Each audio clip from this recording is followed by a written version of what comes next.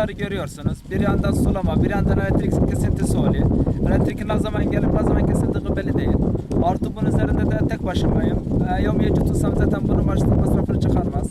Artı bunun üzerinde de 62 milyar bir para borcum olmadığı halde, abonem olduğu halde 62 milyar bir ceza çıkarmışlar bize. İnanmazsanız size kağıdı göstereyim size. Ahmet kağıdı gösterir misin Ahmet? 62 milyar. Bunun zaten benim desteklemem 9 milyardır. 62 milyar desteklemem kurtarmıyor. Nasıl yapacağız? Zaten bu sırada sonra çiftçilik bırakacağız. Yani başka yapacağımız bu masrafı çıkartmıyor. Gübresi bir yandan, ilaçlaması bir yandan, bunun işçiliği bir yandan, artı da bu elektrik sıkıntısı bizi yani mağdur etti. Biz abonem olduğu halde, elektrik borcum olmadığı halde 62 milyar ceza bize kesmişler. Zaten benim desteklemem 9 milyardır alacağım. Bu 62 milyar bu para cezası gelmiş. Ben bunu nasıl yapacağım? Desteklemem zaten bunu karşılamıyor. İşte o kadar mağdur kalıyoruz.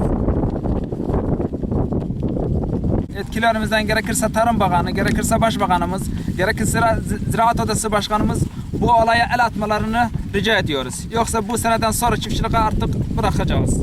Yani mağduruz. Görüyorsunuz işte.